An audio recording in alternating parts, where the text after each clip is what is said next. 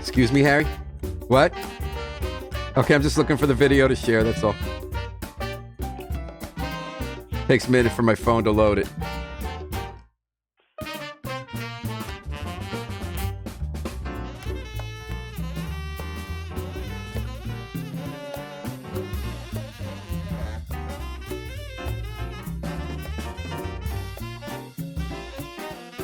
Okay, I'm just looking for the video to share, that's all.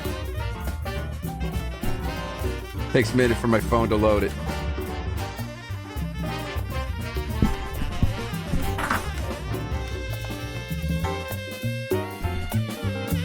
Good morning and welcome to WNHH FM's Dateline New Haven. I'm your host, Paul Bass, inviting you to look behind the headlines on the stories that make our community tick. The 2020 census is making our community tick, and we got someone here who knows a lot about that. On the first segment of our show today, we're going to speak with an expert, Professor Margot Anderson, who's coming to town next week to help keep the project ticking. And thanks to New Haven Hospital for joining this program. Before I say hello to you, Margot, I just want to ask our producer, Harry. Hey, Harry, I'm getting a delay in my headphones from the phone. So, Margo, I'm going to ask you to hold tight, listeners. So the census is a big deal in New Haven. We've been talking about it in the city for months now. The lieutenant governor's come down, the mayor, trying to get everybody involved and making sure we're all counted because it has implications for the money we'll get from the federal government and basically how we tackle our biggest challenges in New Haven. So good morning, Professor Anderson. Thanks for coming on with us. Good morning. So you're coming to give a speech next week. You're going to be on a panel discussion at the public library, and we'll tell people more about that in a little while. But you're a distinguished professor emerita in history and urban studies at the University of Wisconsin, right? Milwaukee. That's right. Which had a history of a socialist mayor. I was just reading about in the New York Times during sewer socialism of the 1950s. Interesting history. You specialize in American social, urban, and women's history, and you've written a couple of books on the census. The American Census, A Social History, which published here in New Haven by the Yale University Press, and the Encyclopedia of the U.S. Census, from the Constitution to the American Community Survey. So tell us, what's at stake with this census, since you've looked so much into it? Why does it matter, Professor Anderson, that we in New Haven count everybody we can? Well, we are about to take what is called the 24th decennial census. In other words, we're about to do it the 24th time. The census was written into the Constitution of the United States in 1787, and we took the first one in 1790 and have done it every 10 years since. It's important because we use it to allocate seats in the House of Representatives, and then state and local areas use it to allocate seats in legislatures and school boards and city councils. That's right. I left that part out. Yep. So yeah, how many? All the way down to the local level, and then of course the money. These legislatures and pass laws that basically allocate our tax dollars to services in the local areas, and the numbers that the census counts usually underlie a lot of those funding formulas. Interesting. So Professor Anderson, by the way, are you on a speakerphone? I am, yes. Yeah, we'll hear you a little better if you're not, but whatever you're more comfortable is fine. My producer just told me, the volume isn't as... I can take it off. Thank you. Oh, great. Is this Yep. Is this better? Much better now. Good. See, we're kind of low tech. Which the census used to be, but the census now is higher tech. One thing that really struck me, Professor, when I was talking to people about the census in New Haven, is that in the old days, meaning the very last census, everyone came to your door. All these people got jobs to knock on doors, to count people. Right. Now, for the most case, they're not knocking on doors. What's that all about? Well, obviously, if you go back a couple hundred years, it was a very different process. There were no computers. There were actually no maps. So the federal government hired humans, people, initially assistants to the United States Marshals. Wow. To walk the country, literally. And they did that first, and then the Census Office finally got authority to hire their own in the 19th century. So we did that really through 1970. And by 1970, people said, we could probably do this by mail a little more cheaply and a little quicker. So they began to use a mail census, and then an enumerator came to your door only if the household didn't send back the form. Oh, okay. And that's what we're still doing. In other words, next April or next March, every household, every residential address in the United States will get in the mail a notification from the Census Bureau asking them to fill out the form. It's a very short form. Only, they say 10 questions in 10 minutes. And if you do that either by phone or internet or on paper or by you will never see an enumerator. So the enumerators now only come out to the households that where they're either vacant or there's some problem and so forth. It's still a lot of people. It's probably 500,000 people. Because in New Haven, they told us they're not hiring as many people as they used to actually go door to door. Is that because more people are hooked up to the internet than before? Now, this will be the first real internet push. There was a small effort to do this in the 2000s. The technical problem is that you need Wi-Fi access to be able to do this. And the country, because you've got to count everyone, wasn't uniformly covered by internet access until then, until the last decade. They actually experimented with it at 2010 and then pulled back at the last minute and went and said, we're going to keep doing paper and mail this time. This time, they're hoping that a good 50-60% of the addresses in the country will respond by electronically. Is it fair to assume that since internet access is lowest in low-income communities, that in cities and in low-income neighborhoods and cities, you're going to have a smaller return rate based on historical trends? Right. So therefore, will we have more people knocking on doors in our neighborhoods like Dixwell, New Hallville, Fairhaven, and the Hill? Yes, right. But that's intentional. In other words, what the Census Bureau calls hard to count area, whether it's a remote village in rural Alaska or a rural area in the mountains of the United States, those always get people coming to the door because it's just because the Census Bureau takes its responsibility to count everyone very seriously. So they've got a list, and everybody on that list will get checked off. We're talking to Dr. Margot Anderson, a professor, an author on books about the census, and an expert of the census, who's coming to New Haven this coming week on November 13th. She's talking to us now on Dateline New Haven about why we should care, and we should, and what we need to think about as we launch into the 2020 census. Professor Anderson, you were just talking about how they first contact by mail and through the internet, they hope, every residential address in the United States. Now, as a reporter in New Haven, I often find I don't know how to find out what every residential address is. Homeowners are in land records. But, there's a lot more transients in a city. People move more often. And people are off the grid more.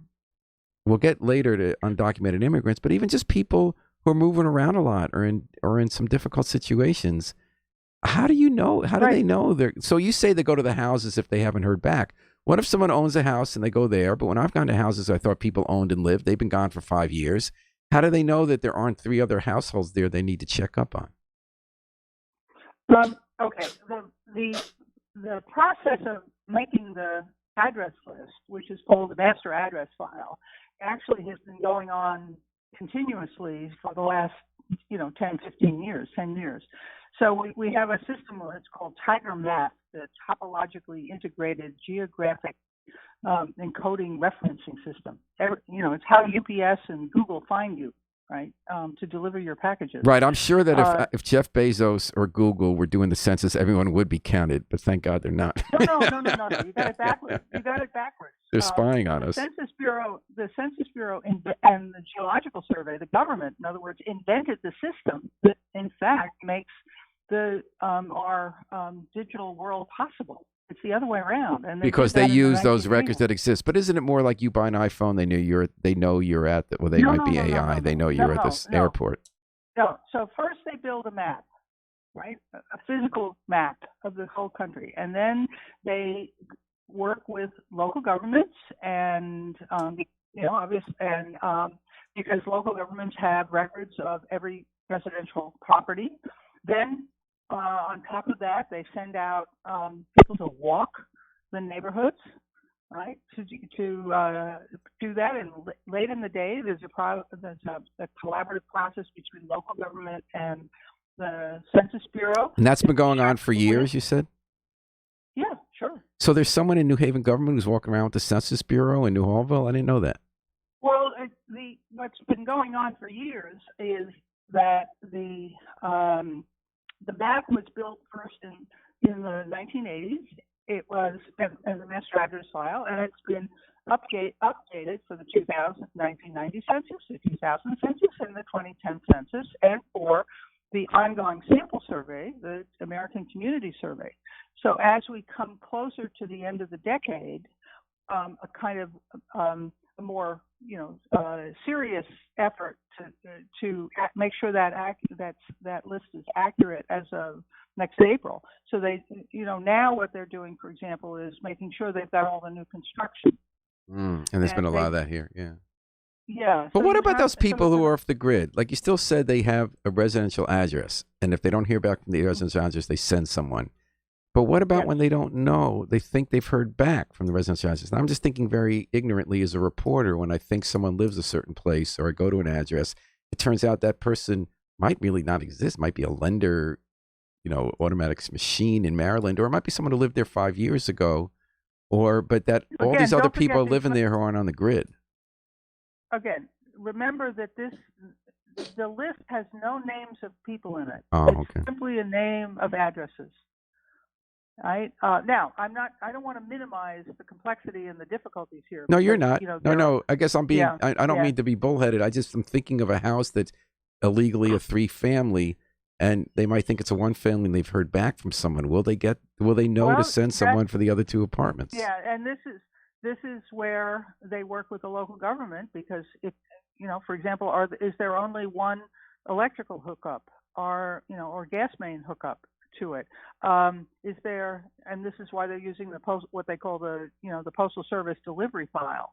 The post office knows a great deal about. Yeah, and again, I'm totally not arguing with you at all. We were recently out at walks with inspectors in those neighborhoods, or when I've done my own rounds, I see all sorts of Postal Service automatic mail that goes to resident or names that are 10 years old. Mm-hmm, and in random, every day they find these electrical hookups they knew weren't there that are illegal. So on a wide scale, they're not seeing it. And this doesn't disagree with anything you're saying. It's why I'm so skeptical, because I think that there are a lot of uncounted people who won't even show up on the radar, that this local city, which is not organized, they're trying to get organized here through data sharing. So they even tell each other in different departments, like the building department, that some other department has found out by accident about illegal electrical hookups or people living places that aren't permitted for separate units.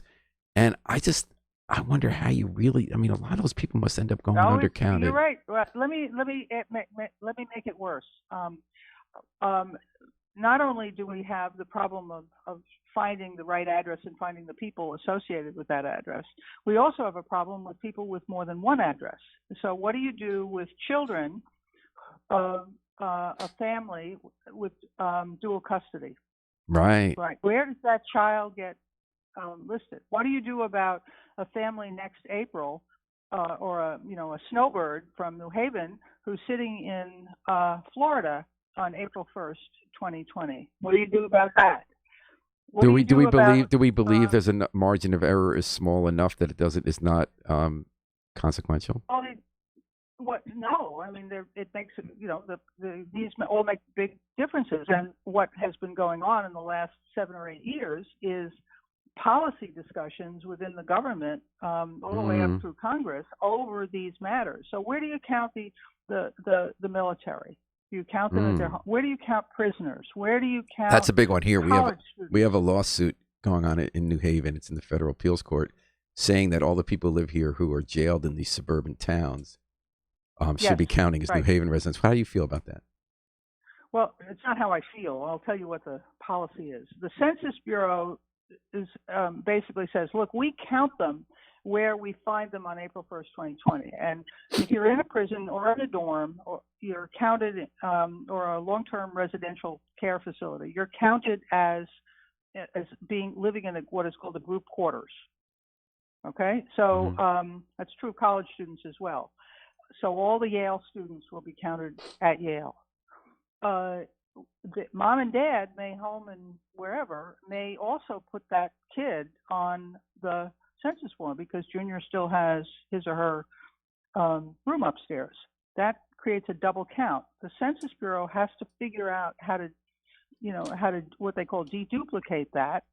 And for the prisoner issue, what you're seeing is that states and local governments, through their own legislative and policy processes, can say, look, you can count them at the prison, but we're going to take those numbers for census uses, whether it's funding formulas or legislative districting or whatever, and put them where they went to prison from. And so that's going on in and it's a big debate in state legislatures around the country right now. Eric Marciano Sr. weighs in. Good morning. Hello to all. Thank you, Eric, for listening. You're listening to Dateline New Haven and WNHH-FM, live streamed at newhavenindependent.org.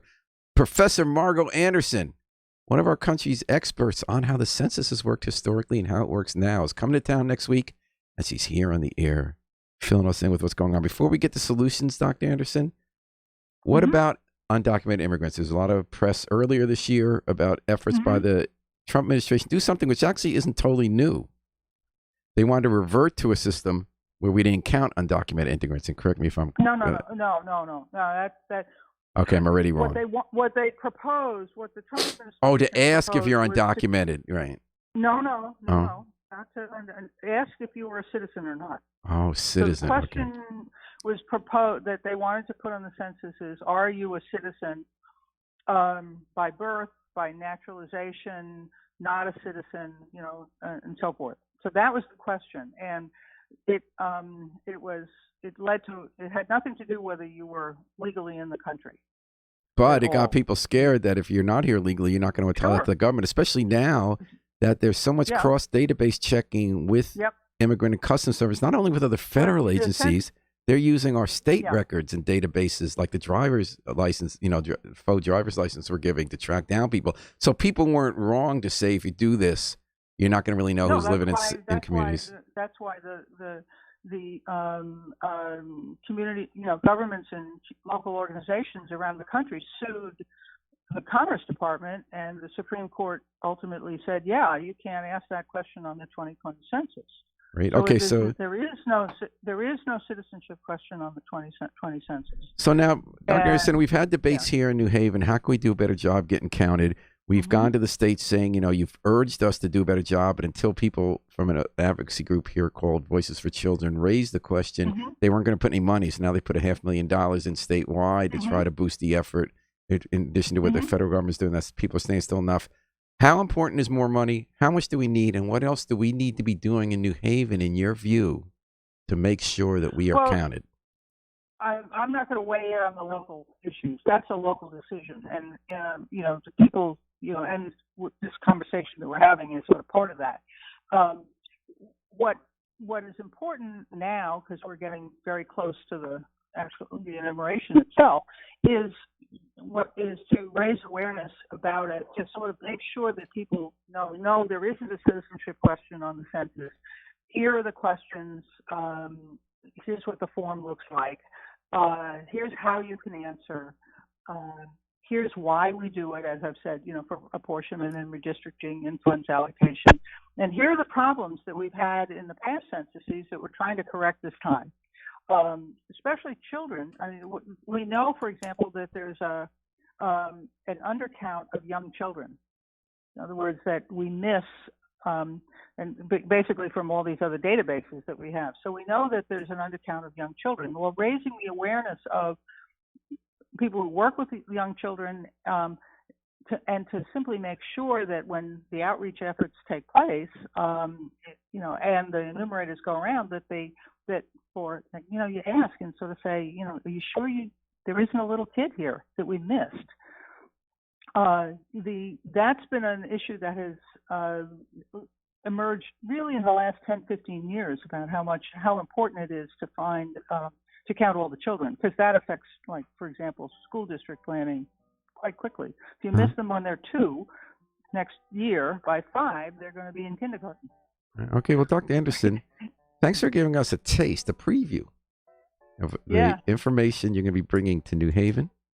And here it is, folks, Wednesday, November 13th. Wednesday, November 13th from 6 to 7:30, Margot Anderson and another career census expert, Terry Ann Lowenthal, will be speaking at the Ives Memorial Library. That's the main IRA branch on Elm Street and Temple. Thank you for joining us, Dr. Anderson. It was great to meet you over the phone and talk to you.